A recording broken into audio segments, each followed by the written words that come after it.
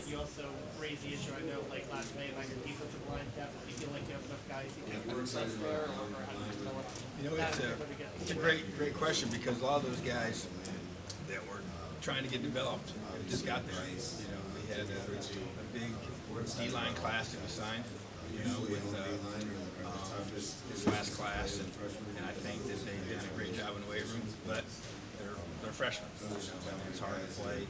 So I went out and got Juan Harris back, as a junior college guy, and Marcus Telly is a junior college player as well, that will be able to give us some mature depth that we need in the core.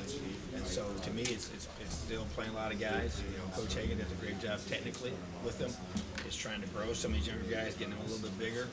We had guys that really need to gain some good weight this summer and this off season. So, I guess that's when I sit here and look at our team. The two areas of focus of concern are O-line depth and D-line depth. And so, to me, that's where I think that's going to define, how good we are up front on both sides of how good we are on each side of the ball is those two areas. So, not that changes a lot. You're obviously driven by those guys' production. But by having so many new faces on the D-line, there's just question marks for sure. But at the same time, we're going to, I believe in the way we've recruited, and I think those guys are going to play extremely hard. And by keeping them fresh and not letting them get fatigued, I think that makes a big difference. So I feel like that's a strength. It's going to be our numbers. We just got to make sure that we maximize every rep in fall camp to get guys ready to play. Why do you think you had so much success in recruiting? How you used to go after guys who had offers from Miami, Ohio, Toledo, and now you're going up Sure. competing with the big guys? Well, first of all, I think you kind of, I think identified step one, and that is, we're going after guys that I don't care who they got offers from. If we think we have a chance to get somebody to come to Indiana, we're not going to back off just because they got offers from a bunch of big-time places.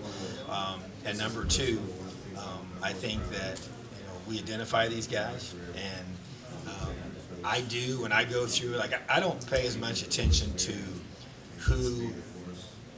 what their ranking is. I do pay attention to who's offering them because I know which programs are really good evaluators, and I look at that. And so, certain places, if they offer a certain kid, it gets my attention. Some places, give out offers like candy, and so it's just doesn't mean as much, and we're aware of that, all right? And so what I'm saying is that there's, we're trying to go after really good football players that fit with us. And the bottom line is we're only as good as the guys we're coaching, and the scheme is only as good as the players running the scheme. I love defense, and I feel like we have a great system, but our system is a whole lot better when the guys running it are more talented. So that's a pretty obvious statement, but you better go get good players. And so to me, it's relationships. And then when the head coach is the top recruiter on the staff, that's the way it needs to be. And that's my approach. It's going to be that way, and I want to be the best recruiter on the staff, and I want these coaches to understand how important it is to us to get the best players, and it takes a ton of time. A lot of work, a lot of hours, and it's been paying off. And we've been getting players on our team that are considerably different than we've had in the past. And so now we got to just keep getting more of them, and we got to keep shoring up the O line and the D line. That's the area that's the hardest to find. It's hard to find big guys that can move. And so that's why they're put at a premium, So that continues to be a focus for us, is to find more of those linemen. And so, but we're selling, the family atmosphere, and it's not just hey, this is what it sounds good in recruiting. They're figuring out, hey, this is how they really are. And I think you hear the word genuine a lot from recruits and their families, and we just want to be real with people. And I just want to be real with these recruits, and I tell these guys, our best salesmen are the ones that are here, and the guys, especially the class that just got here, and they were a highly regarded class, and I asked them, I said, was this what you thought? Did we do a good job of preparing you for what it was going to be like being here? Like, Coach, I really do. You are who we thought you were going to be, and you're treating us the way you told us you would. And I say, hey, you tell the recruits that, tell the kids on their visit that, because it's way more powerful coming from them.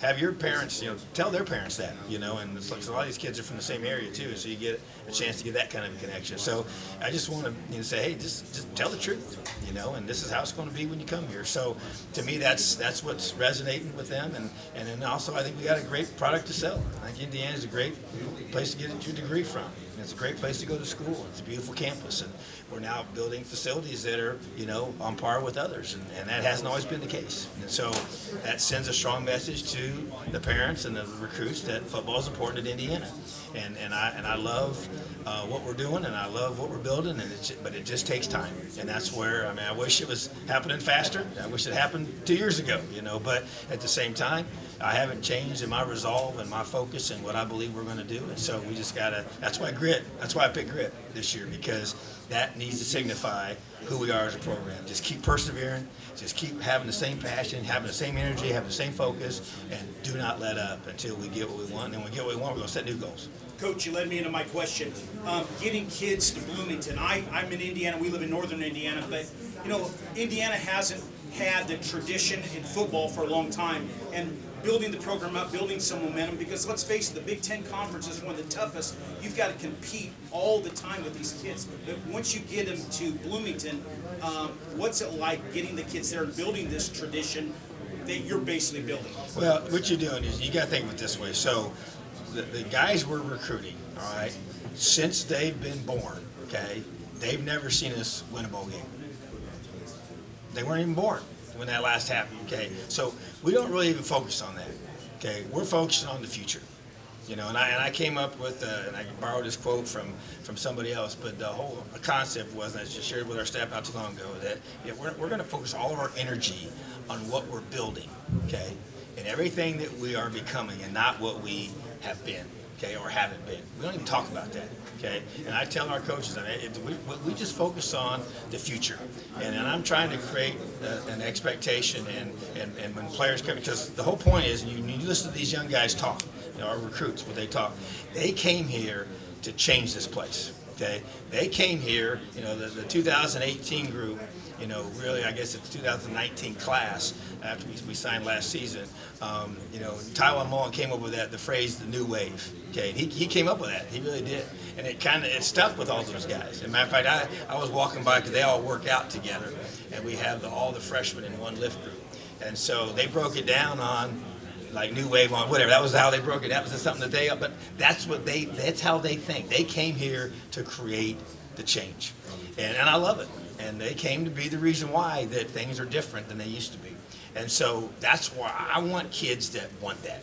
And sometimes, like I said, I'll go wherever we got to go across this country to get those kids. I want someone that believes that we're going to do it. Bottom line, I don't care what state you're from. I don't care I don't care. We're going to start, and I'd love to have a whole roster full of Indiana guys, okay? But if those guys choose to go somewhere else, then you know what? I wish them well, and I go get guys that want to be here. And then we're going to go beat your tail when you don't come to Indiana. And that's the way I think. And I want them to regret that they didn't come here 2 or 3 years from now. I do. That's what I believe. I want them to regret that they didn't come. But that's okay. And I don't, I do take it personal because I believe in what we're doing. But I'm going to go find guys that believe with us. And that's what we're doing. We're finding these guys that want to come here, and they want to invest in this place, and they want to be a part of the future of Indiana football and create that future. And that's what we're doing, and that's what we're selling to these families, and the kids are really buying into it. Thanks, Coach. You compete in probably the most competitive division in sports or in college football. Is there too much imbalance between the two divisions? And do you think that there needs to be some sort of realignment or adjustment to make it a little bit more even?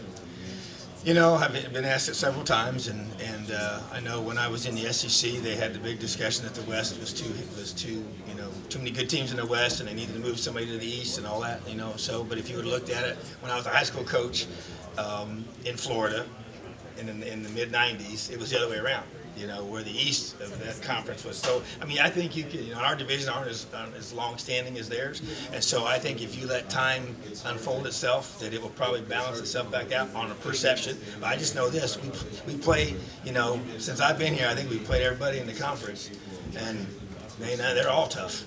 Every game has been a battle, So, I they can splice them and slice them however they want. We'll just play who they tell us to play. You know, I know it seems to be a big topic. I've been asked it several times even today. But you know, they may decide to do that. I don't know. But I promise you this: they're not going to ask me. You know, you ask me, but they don't ask me. You know, so they'll tell us where we're supposed to play. And the bottom line is we got to beat the teams on our schedule, and we play in the Big Ten. And so it's tough football.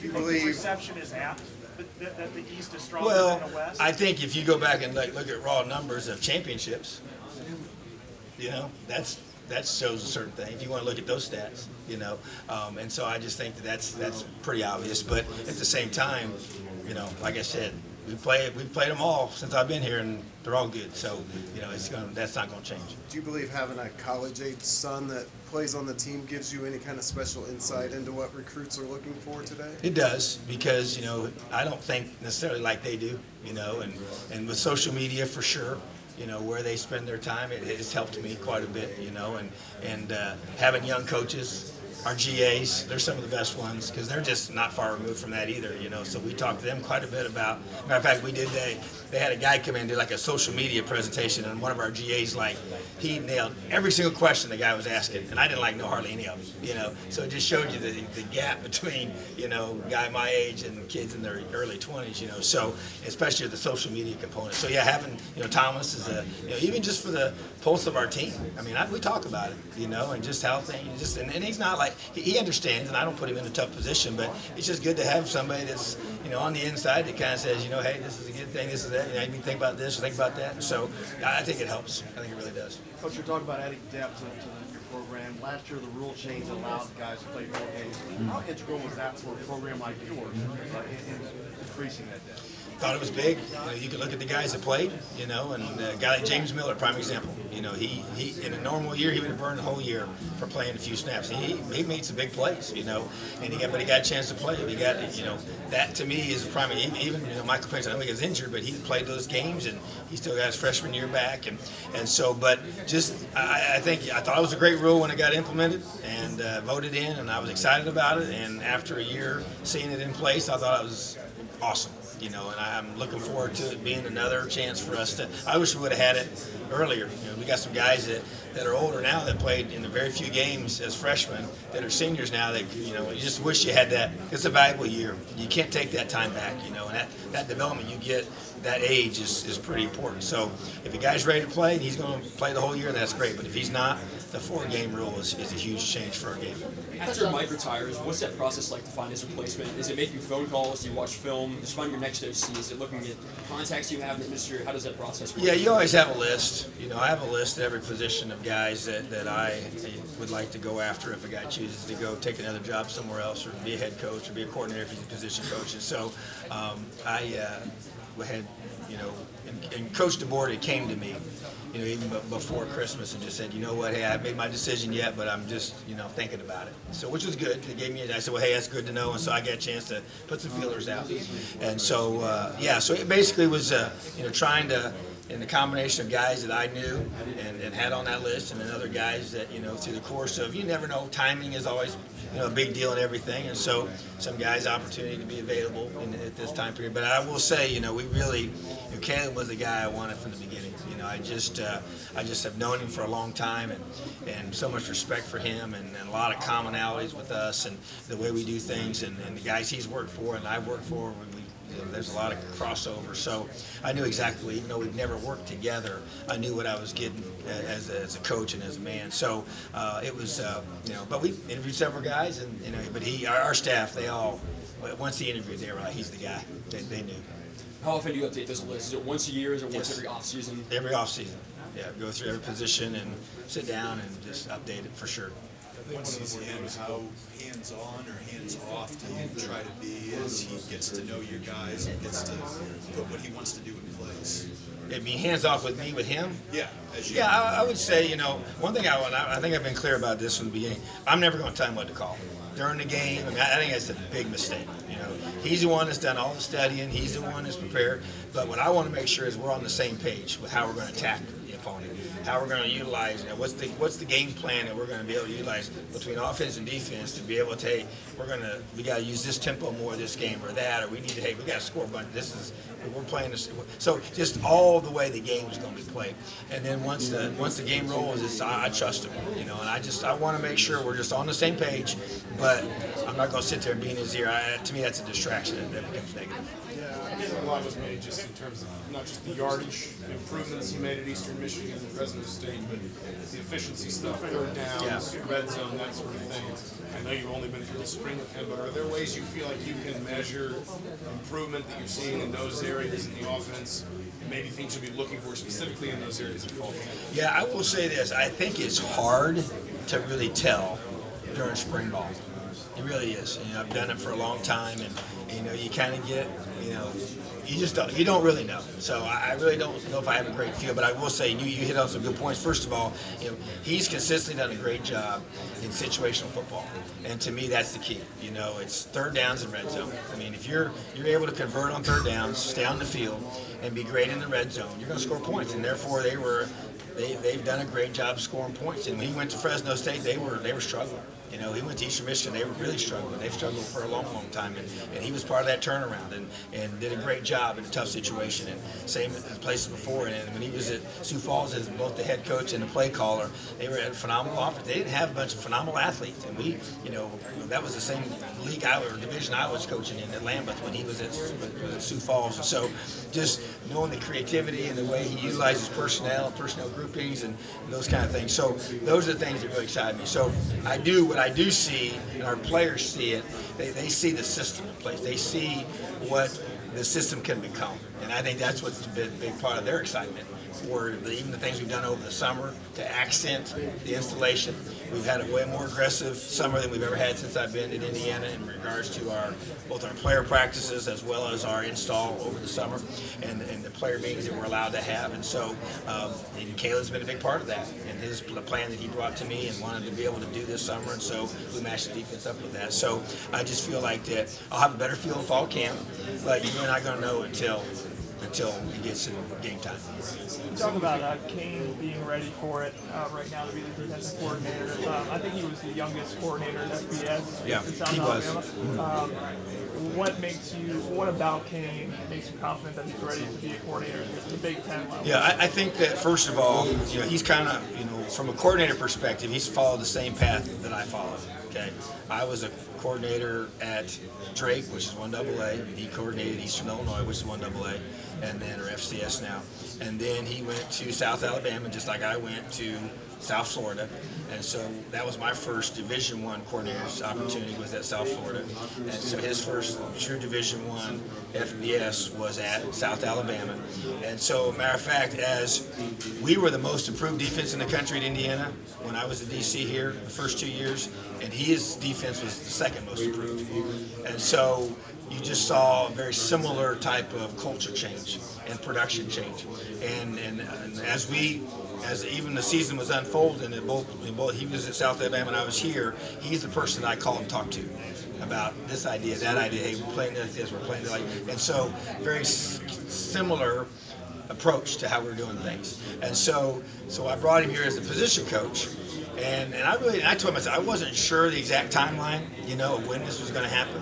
He knew it would maybe happen one day, but I just felt like that as this season unfolded and got near the end, I just felt like that since he had a chance to be with us, and I knew that he was ready. I mean, he could have called it probably a year ago, but I didn't think the timing was right.